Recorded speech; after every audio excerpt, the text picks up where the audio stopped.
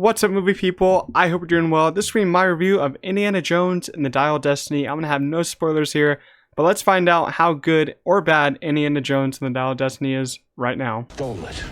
Then you stole it. And then I stole it. It's called capitalism. Alright, so the plot of Indiana Jones and the Dial of Destiny follows Indiana Jones as he races against time to retrieve a legendary dial that can change the course of history, accompanied by his goddaughter, who soon finds himself squaring off against a former Nazi who worked for NASA. So yeah, that's a basic plot description of this movie. And before we get into the cast, I want to say that I didn't have big expectations for this movie, because when it came out of Cannes, it wasn't getting great reviews. But still, I was looking forward to it because the last one, Crystal Skull, wasn't my favorite, but it wasn't bad, but it just didn't have a lot of my favorite moments. But, the first three are all great, I think. The second one just isn't, Temple of Doom isn't great because the love interest was very annoying, in my opinion.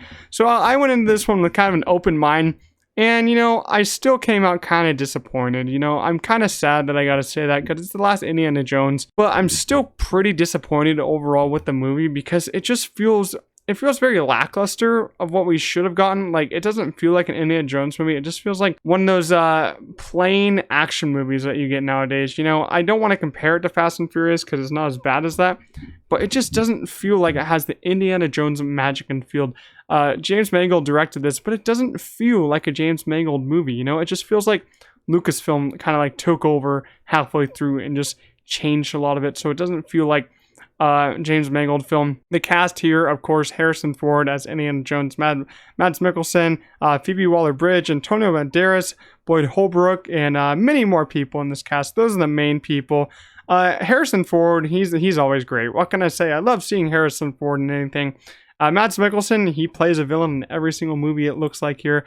I'm not even kidding. Like, I swear I've seen Mads Mikkelsen in a movie as the villain every single year in the last 5 years. It's kind of insane. I think they need to stop casting him as the villain of movies. It's kind of getting ridiculous now.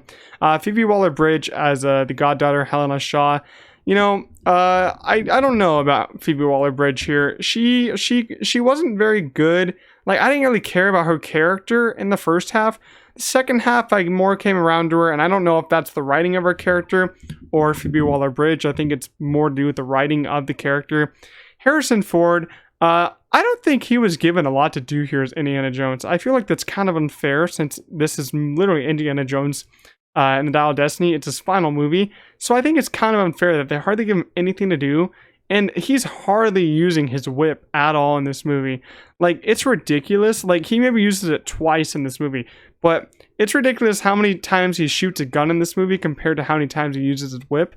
Sure, it's in the future compared to his other ones. But still, he should be using his whip at least a little bit. It's obviously very ridiculous. I didn't understand why they didn't use his whip more, but the villains are very one-dimensional compared to like the Nazis from the other movies. I think they don't really have a motive here except to use the dial, get the dial.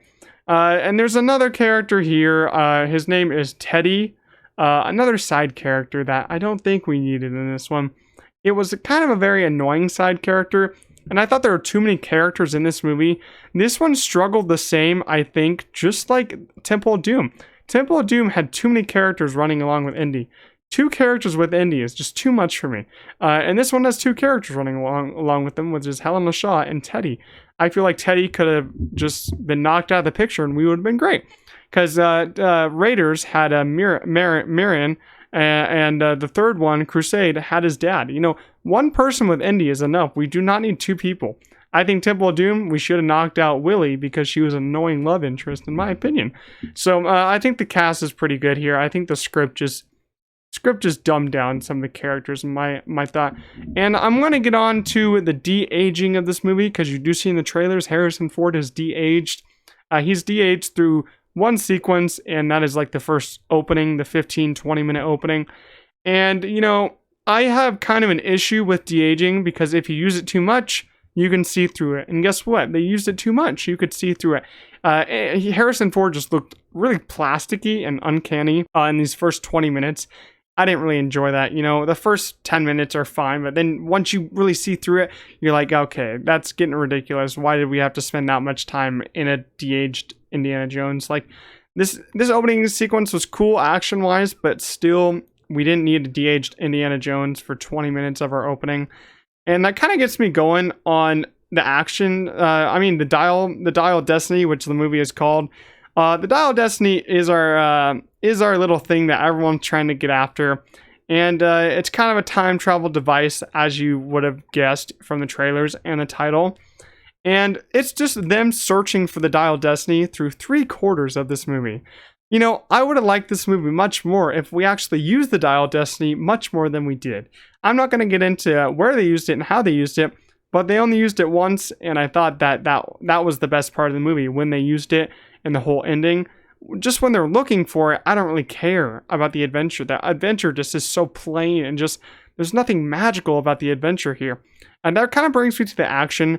You know, what made me love Indiana Jones as a little kid when I first saw it was the action. You know, the magical action, the fun action scenes that you can actually see in the daylight. Half of this film, the action scenes are just in the dark and in the night. And that's just ridiculous, in my opinion. Like, the action scenes should be in the daylight because that's Indiana Jones for you. That's the magic of Indiana Jones. You can see everything in the action. And this one just didn't have it, you know? I really do feel like this movie would have been so much better if the whole movie was like the third act. The third act was really great, in my opinion. The rest is just very mediocre, and I just didn't care for it. But without getting into spoilers, I think the third act is actually really awesome, and really what I wanted from a final Indiana Jones movie, which was using the Dial of Destiny, which is in your title. You might as well use it since it's basically the thing you're trying to look for, but we just didn't use it until the third act, which is really disappointing for me. Brings me to the pace and the runtime. It's a 2-hour and 22-minute movie. This movie is about 30 minutes too long, in my opinion. That second act drags so long. It's like the second act is just, it's too long.